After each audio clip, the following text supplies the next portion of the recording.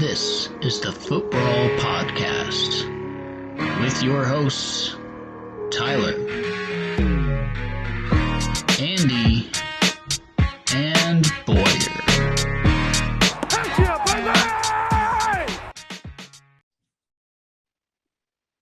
Welcome back to Mantasy Footbrawl Podcast, presented by your performance enhancing dads. What's happening, fellas? Football's happening. Football this week happening is right.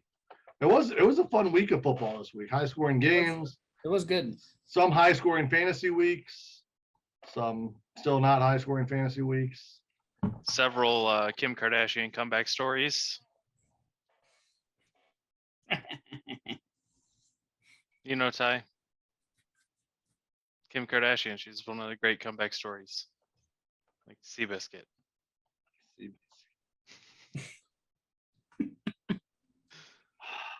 All right. I'm done with Andy. This is how we're starting the podcast. All right. Boyer and I already started with the whole Kim Kardashian thing like 10 minutes ago. I know. I was busy talking to other people in my life. I know. You're an important guy. Sure. All right. Let's jump into last week's matchups. And because on my screen it has me versus Jeremy first, we're going to talk about my shitty matchup and how much I hate Jeremy right now. So let's talk. I shouldn't have had a chance in this one to start with after Sunday, but Jeremy's team tried to give me a win. Buffalo tried to pull me through. It just didn't work. Singletary and the Bills being up by 27, 35, whatever, 40 points by the end of the game. They sat Singletary, and that was the end of that. They pulled half their players. Tennessee pulled half their players. Didn't help me. But either way, Kirk Cousins sucked. Miles Sanders was mediocre, and Elliott got a field goal block. So, there's a lot of things happening there. Ty, are you worried at all about the fact that your wide receivers, who you're hoping we're going to just kind of get you through, and your running backs, we're going to crush it, outscored your running backs, all three of them? Eckler, to be honest, Eckler is my concern right now. Which, yeah, not McCaffrey. McCaffrey's getting the volume, right? But nothing's happening. Like that's. Weird. Nothing's happening with Eckler either. But Eckler went 7 points week one. McCaffrey went 11.7, and then week two, McCaffrey still put up 12.8. Eckler didn't even hit 10. I mean, if Eckler can't hit 10 in 2 straight weeks, I got to feel some sort of nervousness. All right, let me hit you guys with some numbers because numbers matter, right? McCaffrey has 25 attempts for 135 yards. Eckler, this is rushing. Eckler has 28 attempts for 75 yards. Yeah, but that's always been Eckler's MO. He's not a runner. He's a guy who gets out in space and they do swing passes and those things. Has he scored a touchdown yet? Eckler hasn't. McCaffrey has one. If you give Eckler one touchdown, he's only 2 points behind McCaffrey. Yeah. So how many touchdowns did Eckler have last year? Like 15, 20. 17, 20. Yeah. So yeah, that's the way issue. more than he's going to have this year. It's the touchdowns. Right. That's the issue with Eckler, because he was never a volume running the ball kind of guy. Like he was the guy that they went to score points. Yeah, but so McCaffrey goes out on out routes too, though. Yeah. Right. I guess my point is that like McCaffrey was scoring 40 points a game for like 2, 3, 4 straight years, even when he was battling injuries. And suddenly with Baker out there, doesn't seem nearly as effective. I don't know if it's the offensive line or the offense or what, but I expect Eckler to be fine because it's still the Chargers. But McCaffrey's in kind of almost like on a different team than what we saw him on 2 years ago when he had all those big games. I just don't know. Like to me, I'm fine with Eckler because he has these kind of games every so often. But McCaffrey, I'm worried about because he hasn't shown the same, flash that he had. Yeah, I mean, I get that, but at the same time, like if both of my running backs can at least put up 12, 15 points a week, and my wide receivers can carry me. I mean, when my running backs do have great weeks, you're not going to beat me. The problem is when they have these weeks under 10 points, it kills me. Well, I guess my point is that, like, did you draft McCaffrey to get you 12 points a game? Because I don't feel like you did. I feel like you drafted him to get you 25 points a game. So, Yeah, but I didn't. I also didn't draft Eckler to get me 7 and 9. So This is true. right. So yes, you are a little worried. I mean, I'm. It's not ideal where I'm at right now, but we'll figure it out. Hey, let's be fair. McCaffrey's still healthy through 2 weeks. Ty's very happy. Right. And he's on my team, so that's a benefit. Right. All right. Well, Amon Ra putting up 30 points kicked my ass. Other than that, Mark Andrews had a good game. CH did all right. Christian Kirk, that I just traded him, had 2 touchdowns and 78 yards. Yeah, that hurt. That was not ideal. Nope. So, real quick, I do want to give I'm still going to dog Jeremy all year for Miles Sanders, but I do want to give him a little credit here. Miles Sanders had a lot of volume last week because they were up. He rushed for 17 times, and one of the knocks that me and Andy both said that he had, whether that was in chat or on podcast last week, I don't remember, was the fact that he's not a guy who's going to get a lot of volume. Not to say they'll be up by 3 scores every game in the first quarter and just be able to do whatever they want, but that was interesting to see that they did give him the ball that many times. So I'll be interested to see how that progresses and if his body can hold up to that kind of those kind of touches. So while we're here, the trade of the week, I flipped Christian Kirk and 3 draft dollars to Jeremy for CeeDee Lamb. Mm-hmm. What are you guys' thoughts on that one? I thought it was a great trade for both of you. I think it makes a lot of sense because theoretically, you're building a playoff contender with the roster that you have, and CD's down right now, but back half of the year could be a stud. He was certainly drafted well ahead of Christian Kirk for a reason.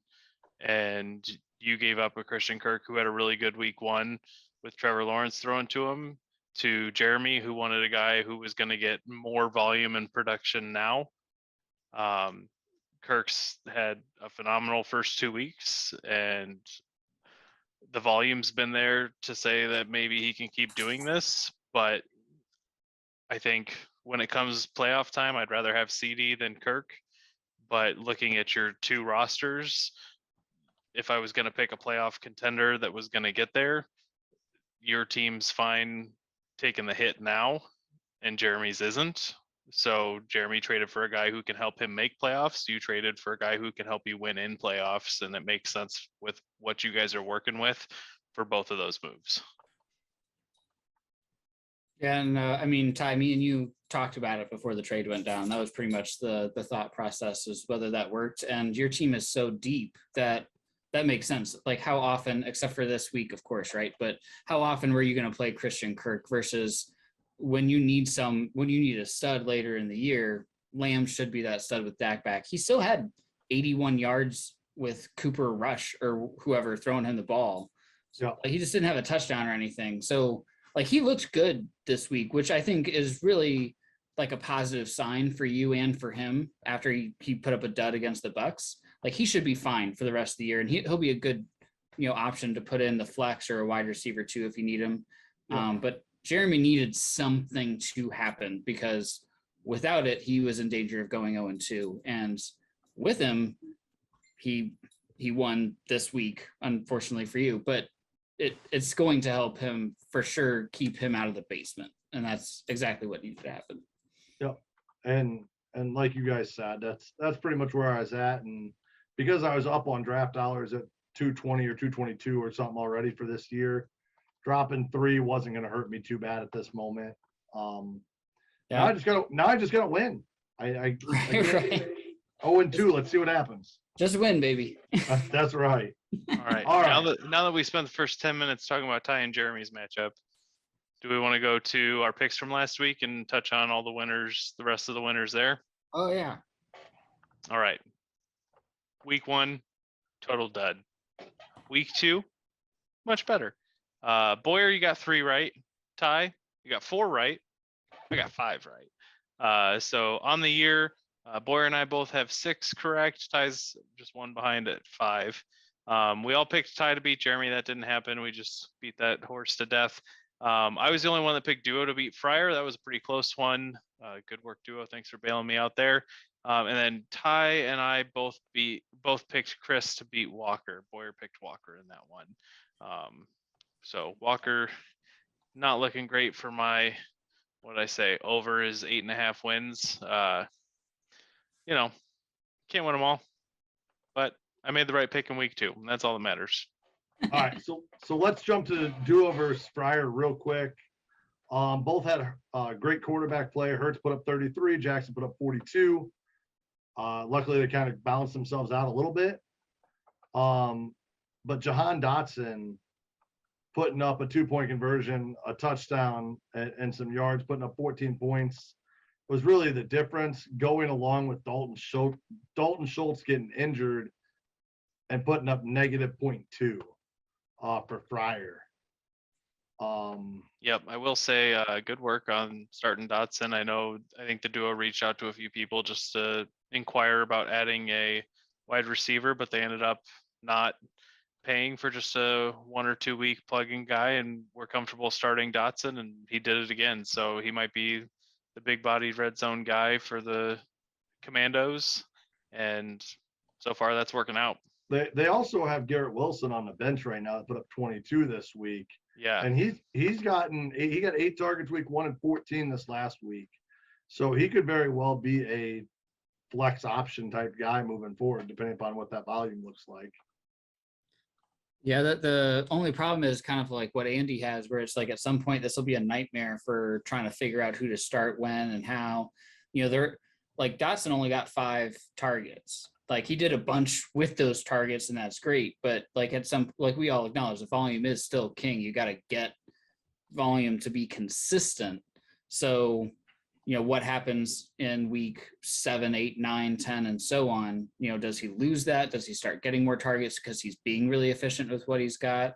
Garrett Wilson's going to be the same. There's going to be a lot of discussion. I'm excited from a podcast standpoint because it'll be kind of a point for us to constantly talk about. It seems like every week where it's like, oh, this is who I would play, or this is who I would play. So, yeah. But it's going to be rough to make the wrong decision some weeks in that. And so the last thing, Fryer had Hollywood Brown in at the flex, which I think we all agreed on. James Conner and Hunt in at running back. James Robinson for 13 on his bench. Damian Harris for 14 on his bench. So he played the wrong 2 running backs this week, which also hurt him. But it was, and being within a couple points made a difference. So tough loss on Fryer. Anything else on this one? No. not on my end. All right. Good Walker, matchup though. Yeah, let's jump to Walker versus Chris. Not a great matchup. Chris beats Walker 100-78. Kyler Murray has a game, puts up 25, and Walker still only puts up 78. Zeke didn't do anything. AJ Brown, Jefferson didn't do anything. Kyle Pitts, another down week. Are we worried about Kyle Pitts? I'm not. I mean, who else are you going to have? Like, would you trade Pitts for Ertz right now because Ertz is getting more targets? I think no, right? Right. I think if this were to keep up for another, 6 weeks, then you have to consider it. But 2 weeks in, it would be an overreaction. Yeah, he only had 3 targets this week, but I think that he had a couple of things get lost to penalties. Last week he had 7 targets. So, 19 yards in both weeks with no touchdowns is obviously really, really bad, even for the tight end position. But on talent alone, I don't he's not going to get into the Kelsey and Andrews tier. I don't think anybody expected him to do that before the season. I think Waller is solidly ahead of him. And then Kittle, when he's healthy, probably also solidly ahead of him until something changes. But after that, you've got Goddard and Schultz and Hawk and Ertz and Freiermuth and, not Cole Kmet. But, I'm not taking any of those guys over Pitts right now. So that leaves him still my number 5 tight end. Yeah. Walker had Pollard on the bench for almost 16, Cooper on the bench for 16, Lockett on the bench for 10. Could have helped him. Still don't think he would have won. Chris had the almighty Stephon Diggs put up 3 touchdowns and 148 points, 32 points. Really carried Chris to the victory here. Chris had Carson Wentz on the bench as well. That would have put up more points than Matt Stafford. Although not many of us saw that coming with a hot start for Wentz, but he still got him on the bench. One note for Chris's team, Penny had only rushed 6 times with Kenneth Walker active. Like Walker didn't have a ton of carries either, though. Yeah, No, but the whole I'm just team saying went is that they clearly ended up spreading the ball out more, and I thought that Penny looked excellent last week, and he got a bunch of volume, and I was thinking that he might continue that volume going forward. He just didn't get it this time. You've also that's game script. Like, they were down 20-0 pretty much the whole game. Walker had 4 carries and 3 targets, so that's 7 whole opportunities for him. It's not like he was losing touches to Walker. It was just the game script sucked, which could definitely be an issue because the Seahawks aren't good, but I don't think the presence of Walker is what did it for him. They also played the Niners, and the Niners front is solid. You saw that against the Bears week 1. Even in the rain, their front was fine. They just gave up a couple wide open passes for touchdowns week 1 to the Bears. But even Fields could hit. You're right. Didn't help them. They got our receivers were breaking ankles back there. But then Rashad Penny has Atlanta, Detroit, New Orleans after this, Arizona. None of those defenses are that dangerous. I think these next couple of weeks will really determine what Penny is compared to Walker on that team. Yeah, it was nice to see. It was nice to see Walker in. He was a hyped up rookie. For him to miss the first game was a little disappointing. I'm glad that he's back, but yeah, he's coming off a hernia surgery, so he's going to be worked in slow. So I still think it's Penny's backfield. So good work on getting a win this week, Chris. We'll see what happens moving forward. Let's jump to Boyer's game real quick. Boyer's high score at 141. Good work. Not a whole lot to talk about. He played Charlie. Charlie was not good. He had Tampa Bay's defense go for 26. Other than that, Darren Waller went for 11 and DJ Moore went for 10. And the rest of his team did nothing. His bench did nothing to talk about either. Yeah, at the time of Lance's injury, it was a close game. And when Lance went down, we texted each other and was like, rough time, and he was like, well, I'm pretty much done. And then it wouldn't have mattered anyway. Like, I can't imagine Lance would have scored 70 points or whatever he needed to win. But at that time, it felt like the Lance injury was going to be, like a massive effect. And then the Dolphins decided to do whatever it is that they did that at the end of that game and just pushed me way ahead. Yeah. So, Boyer had Josh Allen for 30, Hill for 30, Aaron Jones for 30, Mike Williams put up 17. This week was a hell of a week for Boyer. A bright spot. Breece Hall got some work. 7 rushing attempts for 50 yards, got himself a receiving touchdown. So it's a good look for Breece Hall right now. At least he's getting some work. But the rest of Boyer's bench pretty much non-existent as well. Hunter Renfrow, man, he's rolled up on his shoulder or something, but he's been rough. I thought he was going to be solid on the opposite of Devonta Adams, and it's not going well. Hey, Boyer, this was your 2nd highest scoring week ever. Yeah, I'm happy about that. You put up 148 in week 4 against Walker in 2018, but that's good work, bud. Thanks, I'll take it. Hopefully we can keep Tyreek Hill and Aaron Jones keep putting 30 points up every week. That would be awesome. So, all right, let's hit Colin versus Andy for last week. Andy takes the win, 108-96. Justin Herbert puts up 23. Nick Chubb puts up 29. Andy's kicker puts up 13. Those were his big highlights. Antonio Gibson puts up 10.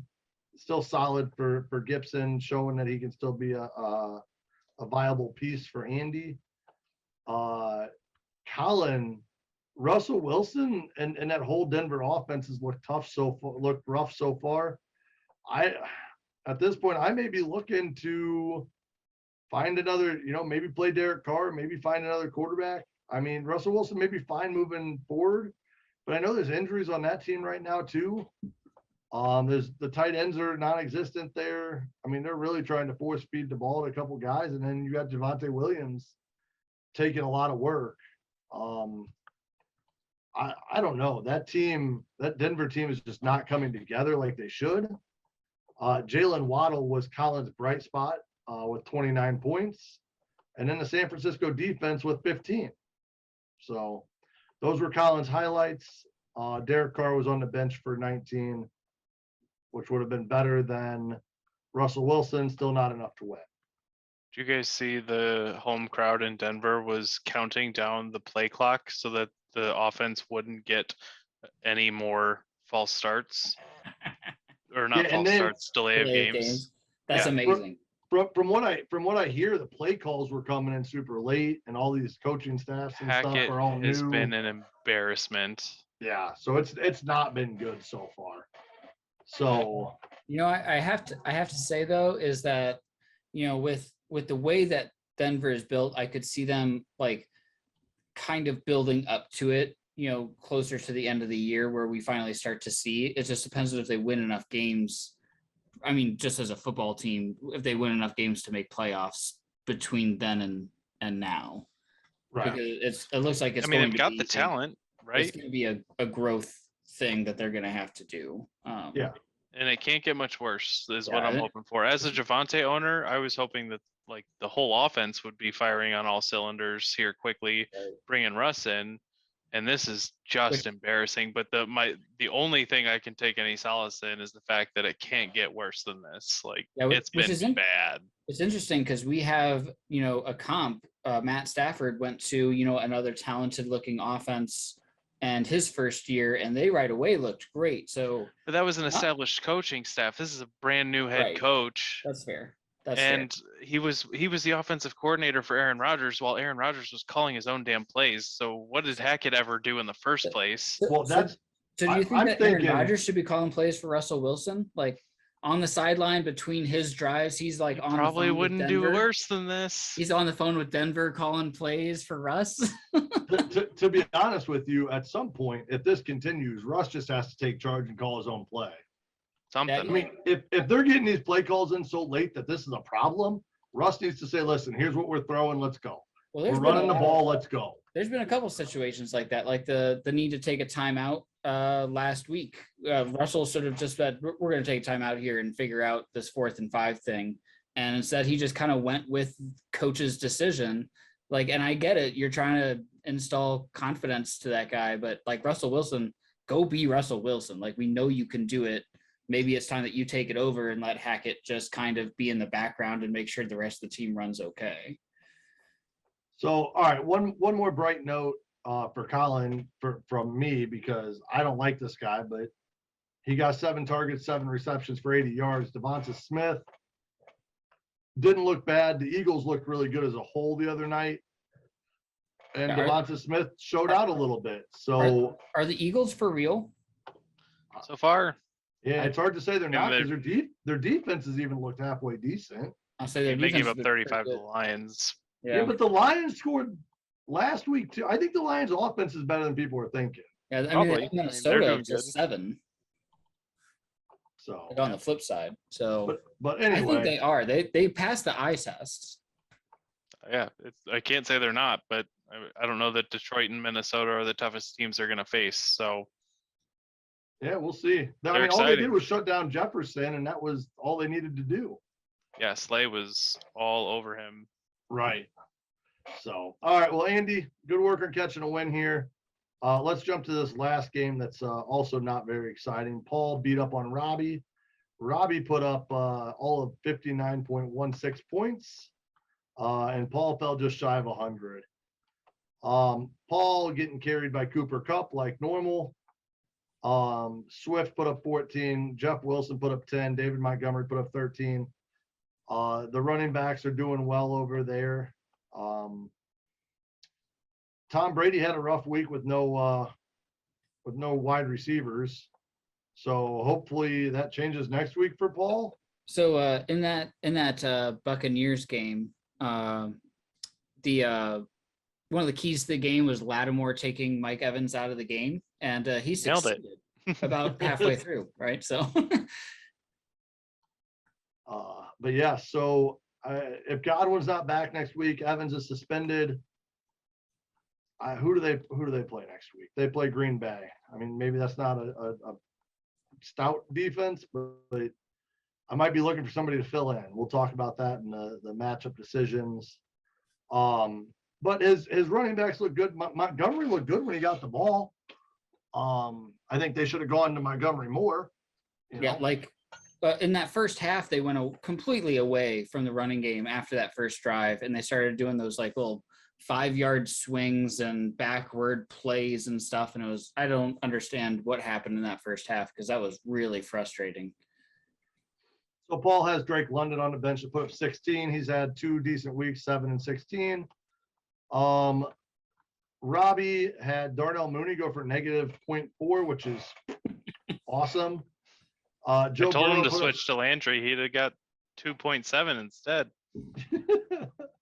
Joe Burrow put up 16. Allen Robinson put up 11. His running backs put up 8 each.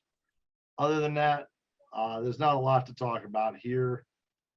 Real quick, I actually want to give Andy a little bit of credit where credit is due, because he's been harping a little bit on Robbie's team and how he hasn't really liked Robbie's team all season. Robbie had a good first week, but Andy, I believe Pittsburgh defense had a good first week. Fair.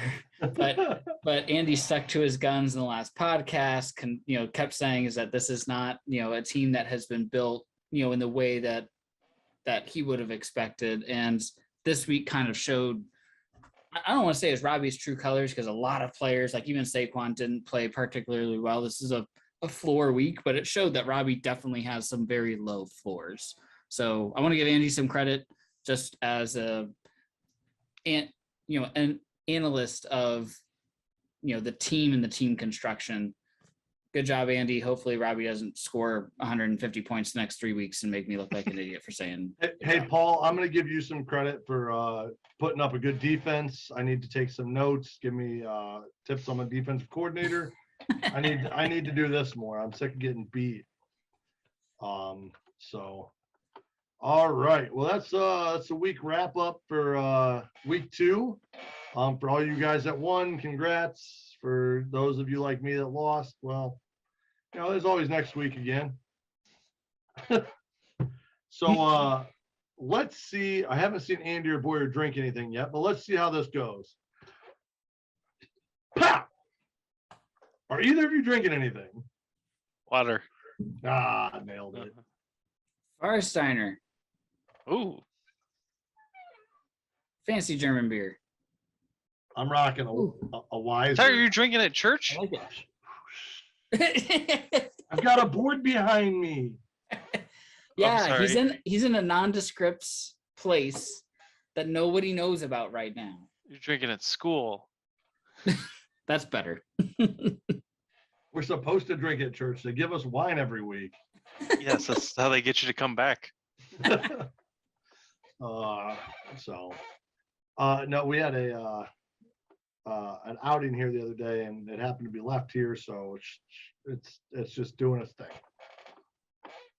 So, all right, well, let's jump into week 3 matchups. Let's see if I got to pick Fryer just to get me off this losing streak. Get you off. I was thinking the same thing, Andy. I was trying to be nice to him. He's lost 2 weeks in a row. So, all right. Well, let's jump into me versus Fryer. When do you want to jump in and give me start sit decisions here? Yeah, I can do it. So Ty's team is at this point gonna have questions at receiver because let's assume Pittman's healthy. I for sure want him playing against Kansas City. If not, maybe this gets a little easier. Higgins against the Jets, probably keeping in. Bateman has been good, but it's been on a couple of long touchdown passes. He's only got 6 catches on the year. And then you turn around and look at Michael Thomas, who's got 11 catches and 3 touchdowns already. I think I'm probably going to put Michael Thomas in over Bateman. And it's not because Bateman's bad. It's because Ty's got 4 good receivers and Thomas is the better of them. You could consider CD against the Giants, but with the quarterback situation, you don't have to do that. And I think you're leaving 3 receivers in because Singletary just got not very good production.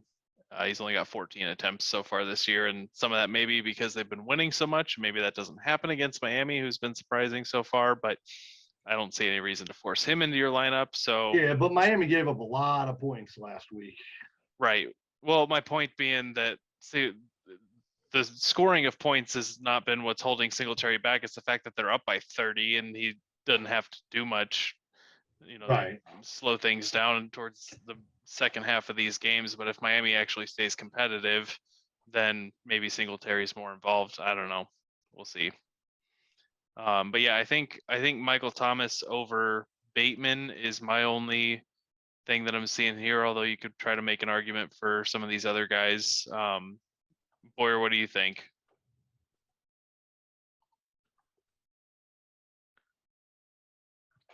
Valuable input. I got nothing, but no sounds coming through. I can see your lip Can you hear me moving. now? I I got can you. see your lips moving, but I can't make out the words. All right. I'm deaf. I think it's interesting that Singletary got pulled, so early in that previous game. Like, I don't know Get if the they rookie snaps. It's not Yeah. something that concerns me. I just think, like, I guess I thought it was interesting because do they value him that highly to where he then becomes the flex option where you put Pittman up and then you put Singletary in the flex?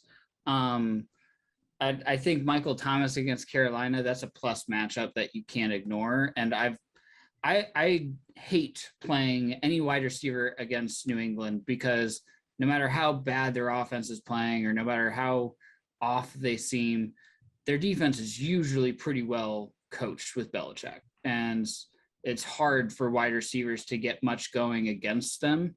Lamar had 42 points last week and Bateman had 16 points. And 16 points is good, but is that his ceiling? Like if Lamar's going 42 points because he's a running quarterback. So I think Michael Thomas is probably a play. I will keep an eye on Singletary to see if Buffalo wants to get him more involved and keep him fresh and keep him going, because I think that he could be very valuable throughout the year. But I think for this one, Michael Thomas against Carolina, I can't ignore that. He's my flex or wide receiver 2 play at this point. Ty, which way you leaning? A lot of it's going to come down to Pittman, like you said, Sure. whether or not he's healthy. But to be honest, CD versus the Giants, I'm not opposed to that either. I mean, he did well I in the first week without him. I would play CD over Bateman too. Yeah. So I really wanted to see Thomas the first couple weeks, Sure. and seeing that he got 8 and 9 targets, 5 and 6 catches, 3 touchdowns, 60 yards in both games. I'm probably going to lean that way. But like you said, I got so many good receivers that I'm playing that game. Bateman took like a 40-some yarder to the house the first week, and then another 75-yard slant to the house this week. So both of his touchdowns have come on that. So I mean, he could do it again because that's the kind of guy he is. But I will probably go with the volume play with Thomas or Lamb, just because I'm still not sure what New England is. Ty, the one thing I want to give you props for is that after Komet, you went out and got Gerald Everett, and I think that was a fantastic pickup. Like, great job going to go get your guy and fill that hole. I think he'll be consistently good for you throughout the year. Assuming Komet doesn't do anything, then I think you're fine now. And I think you solved a major hole on your team through the waiver wire, which only gives you more flexibility and options going forward when you want to make some trades and try and get some extra pieces. So Right. Well, I thought that was a fantastic pickup. I'm going to hold Komet for another week at least, just to see if this Bears team doesn't figure it out, because clearly Montgomery and or not Montgomery, Mooney and Komet need to be involved, but they're not doing it. So I'm hoping in the next week or two they figure it out, just so I have options there too. But we'll see. So let's jump over to Matt. Yeah, on Fryer's side, I feel like injuries are probably gonna force his hand in a lot of situations here. If Connor's healthy, you're probably playing him. Evans is suspended. I know he's appealing. I haven't heard if there's been an outcome of that yet, but I think it's tomorrow. yeah, I think they're trying to get it done so that it's not well, I'm appealing so that I can play this week situation. And then same with Judy. His chest, he's day to day. He didn't come back after he left in the first quarter. So to me, that sounds not great. But who knows? So it's really hard to talk about what options Fryer has when he's got so many question marks. Yep. Looking up and down the roster, I think I want to get Elijah Moore in against the Bengals, probably over Julio, the way that he's got it right now. And then Hunt and Robinson are fine if you have to start them if Connor's out. Damian Harris against Baltimore is fine as a flex too if you don't want to play Elijah Moore. But I don't know. Fry's going to need to swing for the fences a bit to catch up to Ty's stacked roster here, especially if Evans is out and Judy's out. So maybe you hope for 2 or 3 touchdowns out of Damian Harris because he's more likely to do it than a 5'8" Elijah Moore is.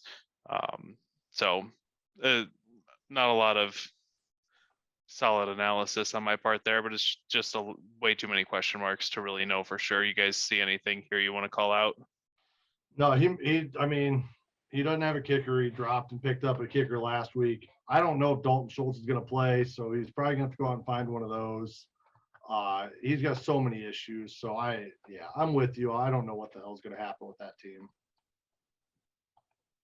I have nothing extra to say. You guys pretty much hit everything. All right. Well, I'm taking me to win for a 3rd week in a row. And if I don't, then I'm picking my opponent every other week after this. Yep. I'm picking Ty because Ty's going to win this week. I'm picking Ty, but I'm not saying I don't see a path for Fryer. Like Lamar, Devontae Adams, Marquise Brown, like all of his guys have big ceilings. So I'm just saying it could happen where Adams is going against the same team that just got torched by Diggs. So there's 30 points right there. Lamar put up 42 last week. James Robinson has gotten a ton of volume, could easily get a bunch of touchdowns. Kareem Hunt is, hot or cold, but he has the ability. Marquise Brown just had 11 targets. There's opportunity here for Fryer. So I don't want to say that he's left for dead. It's really just based on the strength of Ty's roster that I'm going to pick Ty. But my defensive coordinator will find a way to mess it up. I think Fry could be okay, and if things really break for him, he has a chance to win. This is not like a set in stone, but I will make it a triple threat here and say Ty wins. All right, let's jump over to Jeremy versus Andy. Jeremy has MVS on his bench, but I'm not starting him. Curtis Samuel, you could possibly say could be a flex at this point. What about $21 Chase Edmonds? Right, he's getting taken over by Mostert right now, so we'll see how that plays. But I don't think I'm switching anything in Jeremy's lineup, except for maybe New England's defense against Baltimore. I don't know what's available. I haven't looked, so I don't know what's out there, but that would be my only. Curtis Samuel could play over. I mean, do you play Curtis Samuel over Christian Kirk? No, I really like what Samuel's done so far, but I mean, I like what Christian Kirk's done so far even more.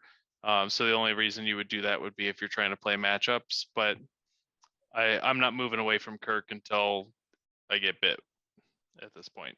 Yeah, no, that's fair, but that's really my only roster decision that I see for him. Yep. He's keeping Mixon in, keeping Hilaire in, keeping Miles Sanders in. So I think we're good on that side, Boyer, unless you got anything from Jeremy. No, I mean, I'm always going to be worried about CEH and Sanders until like the end of the year where I get to put my foot in my mouth, but I don't think I would take them out for Curtis Samuel at this point. So I mean, we'll see how that all goes. CH does have a little bit of a tougher matchup, but I just don't think that it's worth. Like I think you'd be getting too cute if that's the route that you tried to go. So all right, so stick with your stud running backs. Let's jump to Andy's side. My big question mark on Andy's side right now is Adam Thielen. They do play Detroit this week, so hopefully they'll be able to score. Hopefully Thielen will get more involved. He did get 7 targets last week. He's got 3 catches week 1, 4 catches week 2. That guy just makes me nervous. I don't know what's happening, but it's also hard for me to say sit Thielen because he could be a red zone target. He could get a couple touchdowns, especially against Detroit that gives up a lot of points. But I'm keeping Terry McLaurin in. Just he's had 2 solid weeks. But I guess the question is, do you like Michael Carter's floor? Maybe, but Breece Hall got more work this week. You got Juju against Indy, which Indy has not been great. You got Metcalf against Atlanta and then Lazard against Tampa. So I'm probably not playing Lazard. But Metcalf against Atlanta could be a solid matchup. Juju against Indy's also solid. He had 8 targets week 1, but only 3 this last week. I think I'm gonna play Metcalf over Thielen in the hopes for a couple big plays out of Metcalf. Just because I'm nervous about what Thielen is this year so far. Boyer, what do you think? Yeah, Andy has a really weird situation where like I like his depth and I don't like his depth. Because like part of the reason why some of these guys aren't guaranteed starters is because, most of them have kind of crapped the bed. In fact, I think Thielen has scored more points than both Juju and Metcalf. If I was doing my math right, I might not have been. Yeah. But Thielen, without those touchdowns, is still getting like enough work to not be the worst option. But that doesn't feel good when he's scoring 4 points or whatever. So I think that I think Metcalf has the talent and the matchup makes sense against Atlanta where he should actually be utilized against a bad defense. Thielen versus Detroit is nice. Detroit's defense has been giving up a lot of points, but Justin Jefferson has been commanding just so much because he's been so good. So I think I'm going to go with Metcalf until Thielen can show me that he's that red zone target again and that he's trusted more than the 8 yards down the field that he's being trusted at. Yeah, so I am leaving Thielen in. I like Metcalf's matchup. I like Thielen's matchup. Thielen saw all of his 7 targets this week in the second half. I don't know what that means, but he did.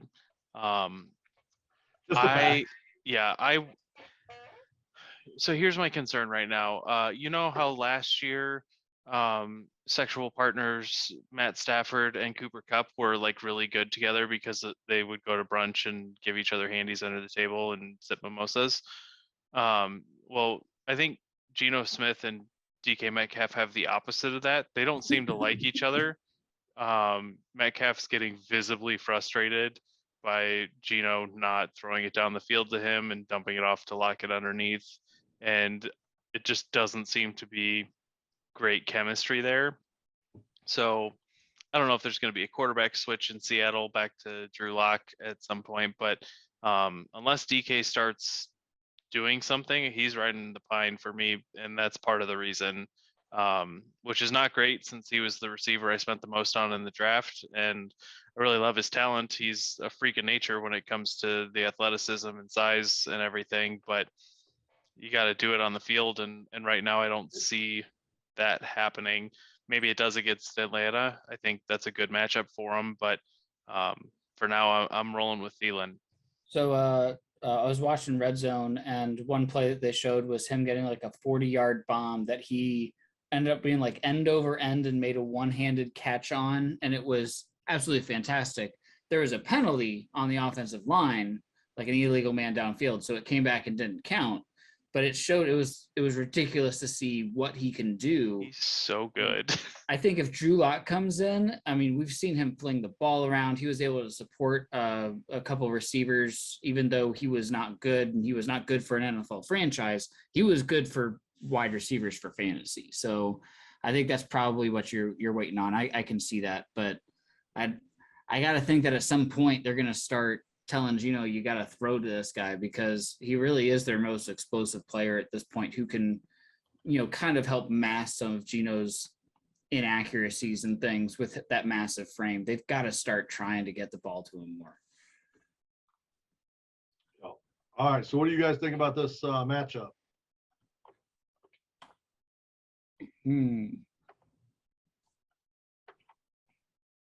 I think I've got Jeremy on this one. Damn it. I was hoping to be the outlier. I think I'm also taking Jeremy on this one. Can my pick be conditional? Sure. I don't know if Herbert's playing this week. Fair. If Herbert That's true. plays, I'm taking me. If Herbert sits and I have to start, don't take him from me on waivers, guys. Baker Mayfield. And I'm gonna go ahead and pick my good friend Jeremy. Yeah, and personally, I'm looking at it as if Herbert plays, and I still like. I mean, top to bottom, Jeremy's team has surprised, and he filled some of that holes with Christian Kirk and stuff like that. So I like what he's done, and there's question marks on your team right now, and that's kind of where that decision lies for me. Is that Jeremy seems to have a relatively complete team, and you've got some decisions to make and hope that they work out. My concern is if Philly shuts down McLaurin as the number one wideout, like they did Jefferson, or if Thielen just doesn't perform again for another week, I think you might be in trouble. Chubb also has a tough matchup against Pittsburgh, who's a stout running defense. So Yeah, we'll see. well, yeah, we'll see what happens, but I just hope it's a good matchup. I hope I don't get beat by a 26-point defense. Jeremy, if you're gonna beat me right. He might be like left. You don't know. all right, Boyer, you want to jump to do-overs for Robbie real quick? Yeah.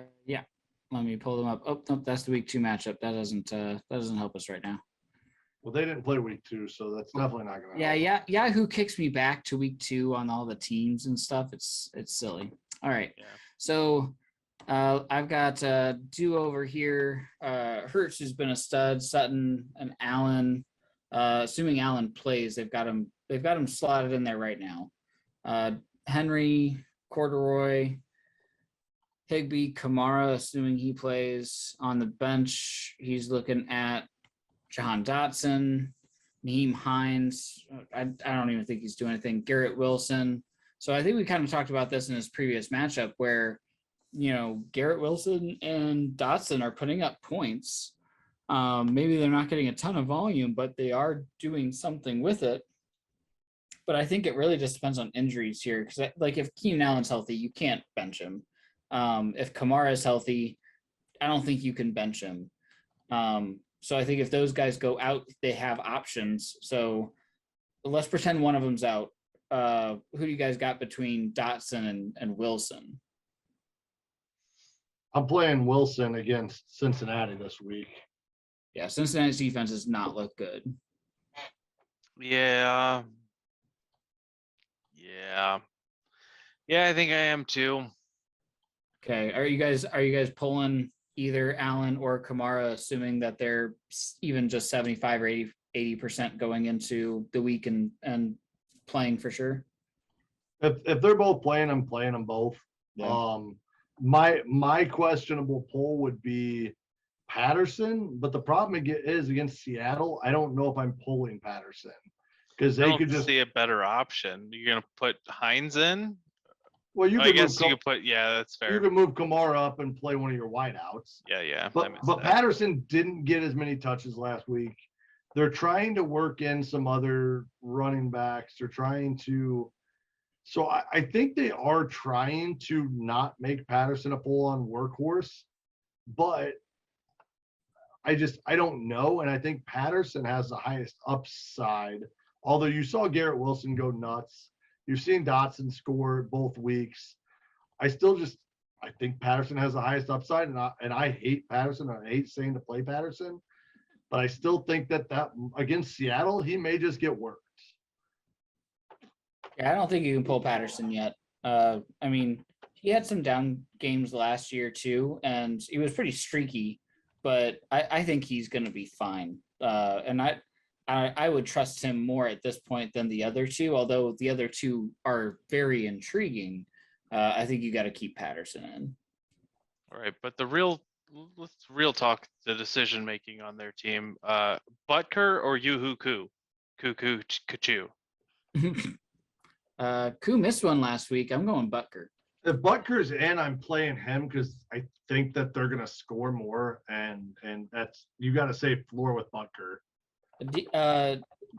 Indianapolis's defense is a little bit more stout, where they could also hold them a little bit more in that like red zone, 30-40 yard range, to where Butker kicks more. I think that if Atlanta is getting, down there against Seattle's not terribly great. They might score more touchdowns and leave Koo to kicking PATs. I'm just playing Butker because Kansas City should score more, and that's what I'm going off of. All right, jump us over to Robbie. Wait. Yeah. Okay. So Robbie has Burrow at quarterback against the Jets. He's got Allen Robinson and Darnell Mooney. He's got Najee Harris against Cleveland, Saquon against Dallas, Hawkinson at tight ends, Lenny Fournette at the flex. He's got a kicker and a defense, which we can talk about if it matters. Looking at his team, we talked about how bad his wide receivers have been. I think Jacoby Myers is intriguing over Mooney. Jarvis Landry against Carolina is intriguing over Mooney. I think you probably keep Allen Robinson in because, it looks like that they've been trying to get him worked in since that, bad week. He got 11 points, 5 targets, was nice to see. He got the touchdown. So I think it's all about Mooney. I don't trust Chicago at this point at all. I think I'm playing Jacoby Myers. He's had double-digit targets in 2 straight games. So I think that that's where I would go. But where are you guys thinking? I think Jacoby Myers had 6 targets in week 1 and 13 in week 2, but we won't talk about that. No, you're looking at actual numbers there. You're right. That's fine. Okay, yeah, numbers just make them up. I'm with Boyer. numbers are a thing sometimes. I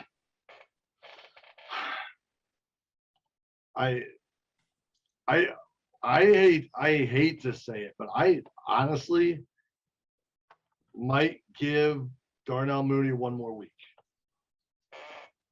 He's got Houston, and I'm a Bears fan, and I can tell you that's just a bad idea. I understand that, but I think the Bears are going to have to realize, like I said earlier, that it has to go, which is why I'm holding Kmet and I haven't dropped him yet. The ball has to go through Mooney, has to go through Kmet, has to go through Montgomery. Yeah, and I think that Houston's a bad enough team that they just run it with Montgomery and Herbert all game. All right, here's where I'm at. I'm with you on one more week for Mooney. On my roster, the dude has 2 catches for 4 yards so far. Right. He's riding pine until I see something. Yeah, and I think Myers gives you a solid enough floor. I think Landry has a lower floor, higher ceiling, but I like Myers and what he's like, the role he's gaining in New England. And the game against Baltimore, should be. I don't think Baltimore is going to absolutely stuff them. So I think Jacoby Myers is the play, but Landry could be fine too. Either one's better than Mooney. I'm sitting Mooney either way.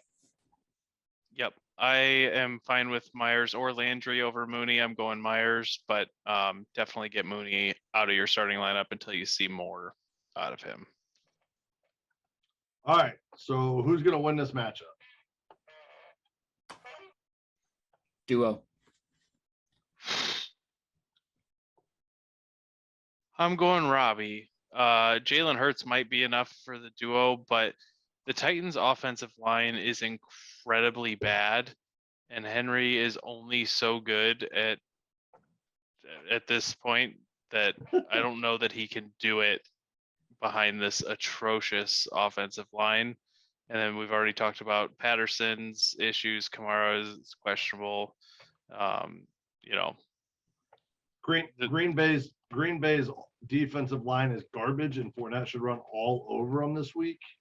and he promised his fantasy managers touchdowns moving forward because he hasn't done that yet. So I am also taking Robbie strictly for these running backs and their matchups. I mean, even with Darnell Mooney, Jarvis Landry, Allen Robinson, whoever the hell you're playing at wide receiver, I think that your running backs are going to be able to carry him far enough this week. yeah, just real quick, do we think that Burrow against the Jets or the Bengals against the Jets is a get right game? Like, not that Dallas and Pittsburgh are good teams that have been beating them, but like they've been shit in the first half and then come along in the second half to do this come from behind win, except for the winning part, like they were doing in the playoffs last year. Do we think that the Jets is like, fuck it, we're not messing around anymore. We're coming out, all systems go, and we're gonna dominate you guys 40-7? Does anybody else have that feeling? Because I kind of get that feeling from the Bengals this week. I kind of have a feeling they should have been doing that the last couple of weeks at this point because they've looked not good. I don't get that feeling at all right now. I think the Jets are building some momentum, and I'm not saying they're going to be a good team consistently, but I think that they'll remain competitive versus previous years where they were the laughing stock of the league. I think that they're competitive this year, and so I don't get that feeling right off the start. Burrow could absolutely have a great, game, but I don't think that this is going to be 47-7 or anything. I think it'll be decently close, even with Flacco playing. Falco.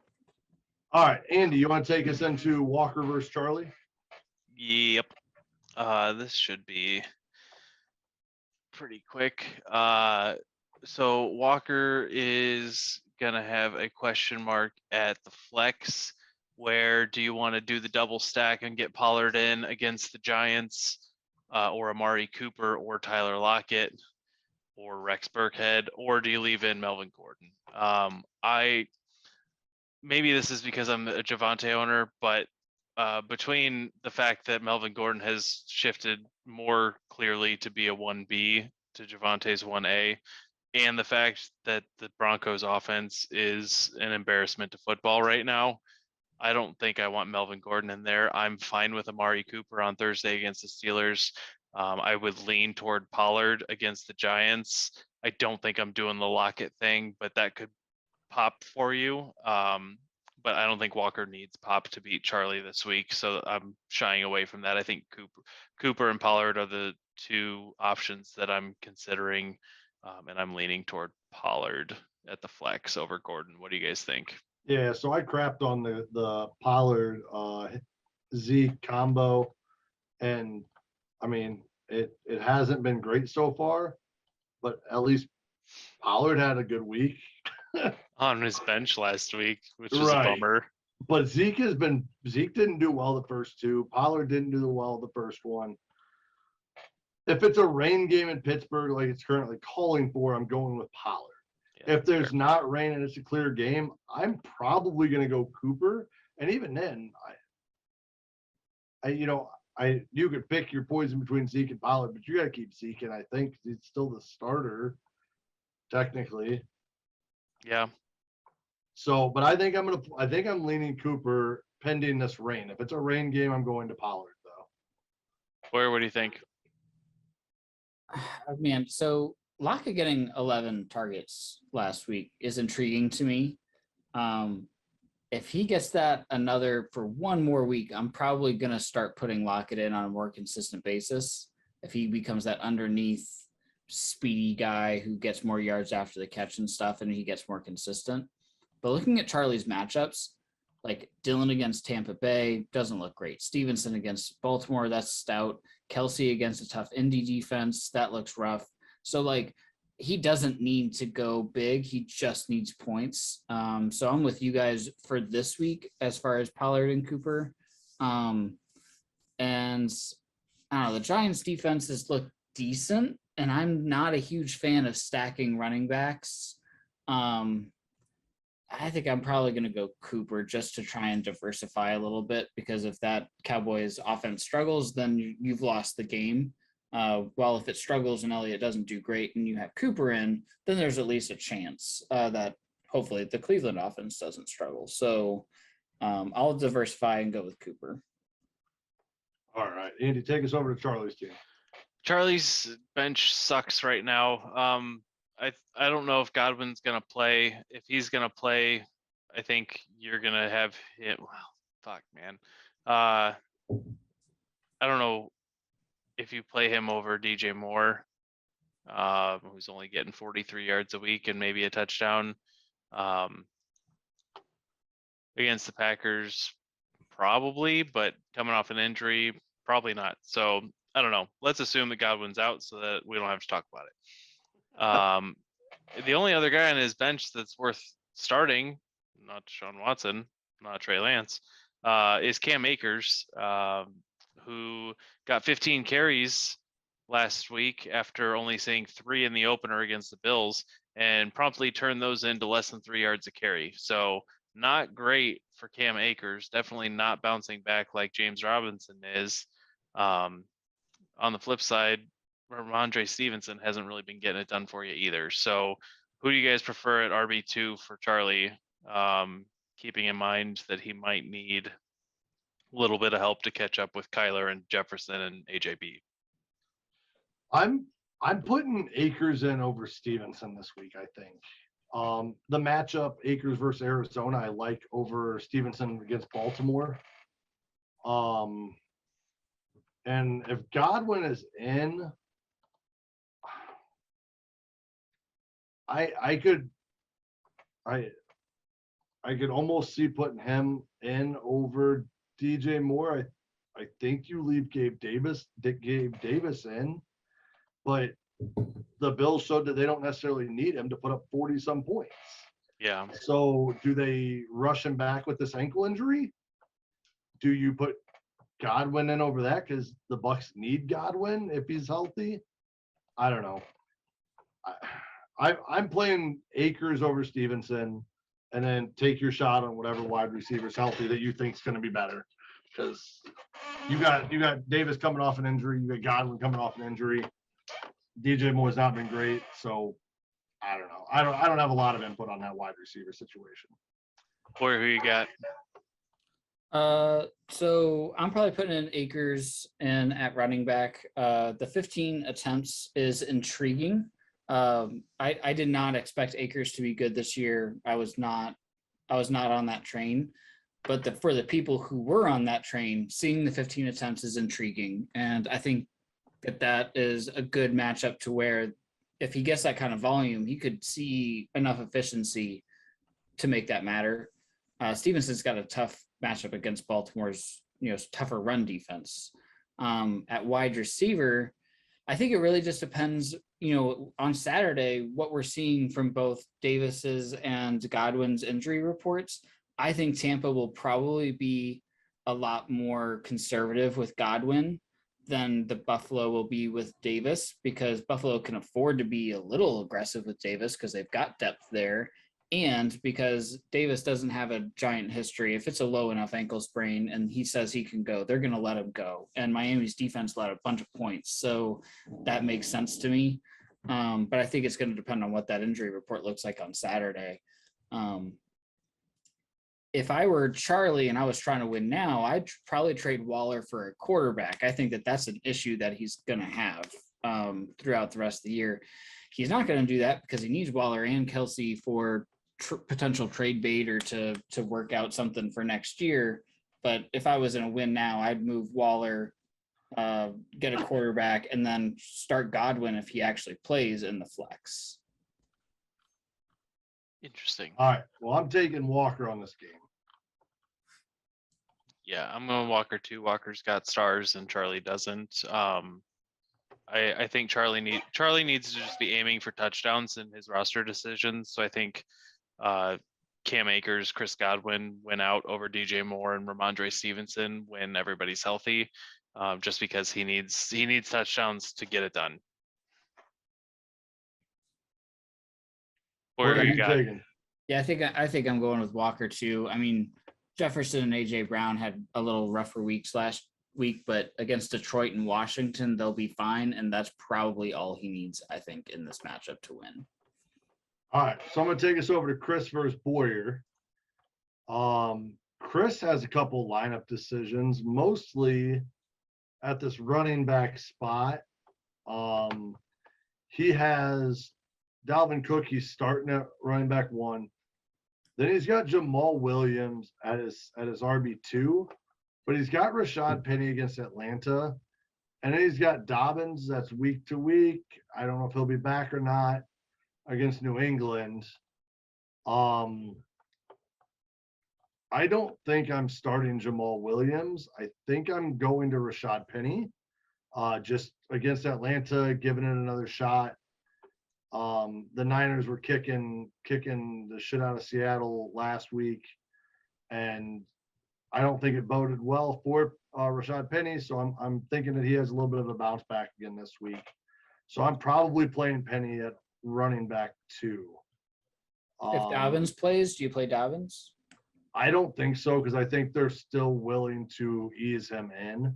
And I think even if he only gets 10 carries, that turns into maybe 50 yards, maybe a touchdown. But if he has any sort of injury lingering, they will limit his snaps. And I don't think this is a week you want to do that.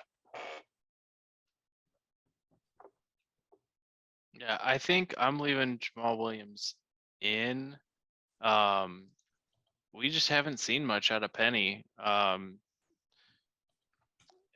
And I don't know that I'm super jazzed about that. Dobbins, I'm going to give a week just because that's how I roll. I want to see it before I go all in on a guy coming back off a pretty major injury. So yeah, I'm leaning toward keeping Williams in. All right, and then I have to ask, Matt Stafford or Carson Wentz? Cardinals give up the most points at the position, and Philly, I think, gives up the least. So that's a pretty easy no switch for me. Agreed. I just based on fantasy points first 2 weeks, I had to ask. Yeah, I mean, it's a valid question at this point. Wentz has been producing more than expected, and he's been doing it, spreading the ball around, which is good to see. But I'm not making that switch this week. Yeah, I agree. I just have to ask. All right, let's move over to Boyer. Boyer, that is you. Boyer currently has Breece Hall in. He has Travis Etienne on the bench and Damian Pearson on the bench. Etienne got 9 carries last week. Damian Pierce got 15. Pierce has Chicago. Breece Hall has Cincinnati. I guess the other question is you could put one of them in the flex for Brandon Cooks if you felt more comfortable with that.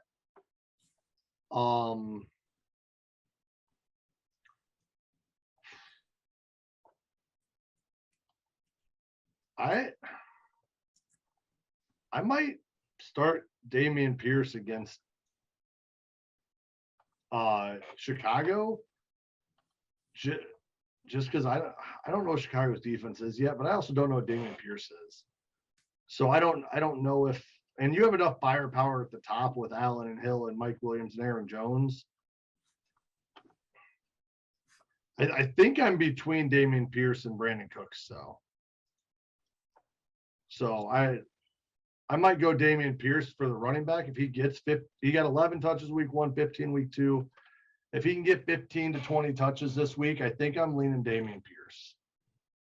Yeah, I'm also getting Pierce into the starting lineup this week. For me, it's between Cooks and Breece Hall for that flex. I think I am leaning toward Cooks, but I'm pretty 50-50 on that one. So Boyer, what are you thinking?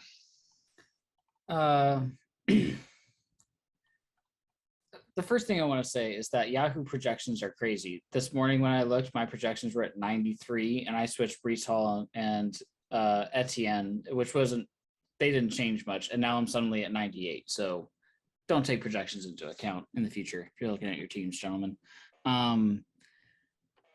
If I'm going Andy's route and I'm playing Dameon Pierce, I'm not playing Brandon Cooks because I'm not playing two Texans. I think the Bears defense is good enough that I don't feel super great about that.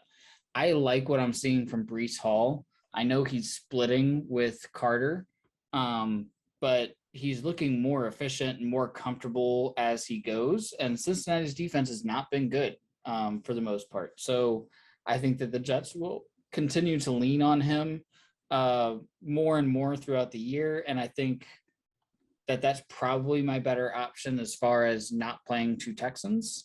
I love Brandon Cooks, but if I'm playing Dameon Pierce, which I think I do have to, Chicago didn't look great against the run last week when it's not a rain, puddle or whatever.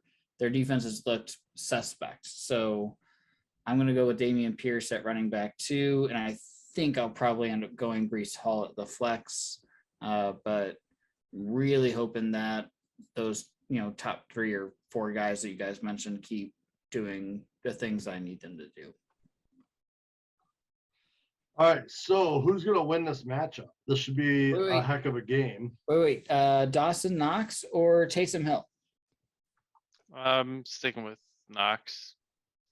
Same. Okay. I'm just excited about Taysom Hill. Wait. Josh Allen or Taysom Hill? Honestly, the fact that Taysom Hill has tight end eligibility, I could put him in the flex too. You don't know.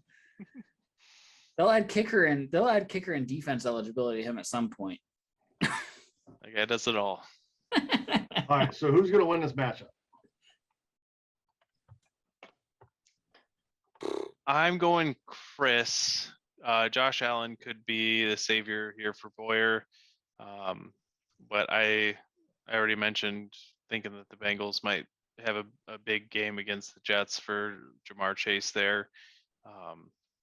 And then Dalvin against Detroit is a decent matchup. So the other thing that I'm just now noticing is that Diggs is on Chris's team, Allen's on Boyer's team. So that kind of caps the upside of either guy there. So I'm leaning Chris. Yeah. I also am leaning Chris for Ertz and Deontay Johnson or whatever over what Boyer's currently got in Knox and Cooks. I think the top 4 for each of them, Stafford, Chase, Diggs, Cook, Allen, Hill, Williams, Jones, all of those could go either way. So I think Chris has a safer bottom half than Boyer at this point. Boyer, who you got? Yeah, I think we kind of mirror each other. Where like the top of our teams are good, the bottom of our teams have question marks. If Josh Allen, if this becomes a Dawson Knox game with the stack, I think I could win, but I don't think that that's terribly likely. And I think that Chris probably has enough on the other side with Stafford and Chase and Cook against Detroit to outscore me on this one. So I think I'm going to go with Chris. It doesn't feel right. I don't like it. All right, so then we got Boyer, you're going to run us through Colin versus Paul. Just hit us with some start sits here. Yeah. Colin and Paul. All right, hold on. Did I get that right? Nope. Went to week 2 again. I know. I'm getting there. There we go. All right, so Colin start sits. Andy kind of mentioned it. Do we start looking at it, or Ty started mentioning it? Someone started mentioning it. Do we bench Russell Wilson, go try and grab a different quarterback? Maybe Derek Carr against Tennessee is a kind of a plus matchup. I kind of lean that way until I start to see Russell Wilson play. He's got a tough defense with San Francisco. So I think I probably do put in Carr and Tennessee's defense doesn't look great. So that makes sense to me. Yeah, I'm on board with that switch too Yep. this week. Yep. Yeah. If Kittle plays, you got to start him. Yep. I mean, maybe Burks again over Olave, but Olave was fine and he's got Carolina. So I think you probably keep Olave in. That doesn't feel good, but you probably do it. And I think the rest of his team is just kind of set because that's kind of the bottom of the barrel already for him. So I think you switch out the quarterbacks, play Kittle if he's healthy, and you just move on from there. Yeah, I think I could see an argument for getting Burks in over maybe Devonta Smith, but I don't think I could bench Olave coming off of 13 targets last week. And I like Devonta Smith just with what Philly's been doing. So I'm probably leaving it. But if I were going to try to get Burks into this lineup, it would be ahead of Devonta Smith. Plus, I mean, at Washington, Devonta Smith has a decent enough matchup to feel okay about it. Sure. At Washington is a fine matchup. At Carolina is a fine matchup. At Las Vegas is probably the toughest matchup. So I would keep Burks on the bench, leave it as is, and like they said, I'd switch Carr and switch Kittle in. Let's scoot over to Paul. Yeah. Real quick, two things before we move off of Colin. Sure. We all chat, me probably more than you two, on Colin for his Olave Ramondre swap. But in fairness to Colin, he needed receiver help, and Olave just got 13 targets and could be moving up the food chain in New Orleans. So good work, Colin. I'm going to walk back some of the things that I said last week. This seems to be working out in your favor. And then I think we're overlooking a lineup decision on Colin's team. Do you want the Chargers defense against Jacksonville, or are you keeping the Niners in against Russell Wilson and the Broncos? I'm keeping San Francisco in, but I think they're still a better defense, and Denver still hasn't quite figured it out. And I think Jacksonville is fairly sneaky as far as an offense goes. So I like San Francisco still here.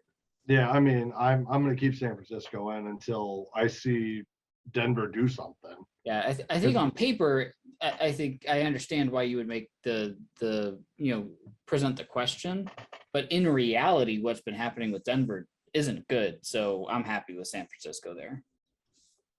All right. Are you making the switch? I would this week. All right. Think Russ cooks. Chargers are at home. Niners are on the road. And I think it's close. And of the two offenses, there's a lot more in Denver to be afraid of than there is in Jacksonville. And the Chargers defense is aggressive. They get downhill, they get sacks, they get picks. The Niners defense is also very good, but I'm going to pick on Trevor Lawrence before I want to pick on Russell Wilson, even with Hackett calling plays. Like I said, I think on paper you're right, but I think in reality, what's been happening on the field, like we just haven't seen that. Yeah. All right. Well, let's hit Paul's team. Yep, moving over. Paul's got Brady against Green Bay. That I honestly think that, like, if he had another option, or if another option presented itself where he could get a trade for another quarterback, I wouldn't be upset with that, because I think Brady will be fine, more towards the end of the year when he gets his receivers back. But this might be a game that I'd be a little bit worried about Tom Brady. He's struggled last week against a good New Orleans defense, but Green Bay's got a decent secondary too. They've got guys who can create pressure. So that's something that I would look, as far as streaming options, to see if there was anything better, because I worry about him for this week and maybe the near future if the wide receiver core struggles. So real quick, Tua's out there, Goff is out there. Tua has Buffalo. Goff has Minnesota, Flacco has Cincinnati, Mariota in Atlanta against Seattle, Trevor Lawrence against the Chargers, Mayfield against New Orleans, Jameis against Carolina. Yeah, and I mean, you could be getting too cute if you swing for the fences like that. But I mean, if there's nobody to throw to, they're going to run the ball heavily, because Green Bay didn't look good against the run anyway. Right. And I think Tua would be a fine ad if you wanted to spend the fab. But I think that is something he needs to look at for the near future. Brady should be fine for the, for the long term, but for the near future, that's a decision he needs to make. And then looking at the rest of the team, he's got Drake London has looked solid. So I don't know if there's really no way with his wide receivers to get him in unless he puts him in the flex over Jeff Wilson. I'll be honest, I didn't see Jeff Wilson play. What was his stat line last week? 18 carries for 84 yards. Yeah, that's pretty good. So you probably just keep the kind of keep that floor, that high floor. Claypool, no. Herbert, no. So that would be the only other thing to look at, but I think he's pretty much set everywhere else. And I don't think Collins' team is good enough to say, oh, well, I need to swing for the fences. I think you just keep Jeff Wilson in and his 15 carries and his 10 points that you're probably going to get out of him anyway.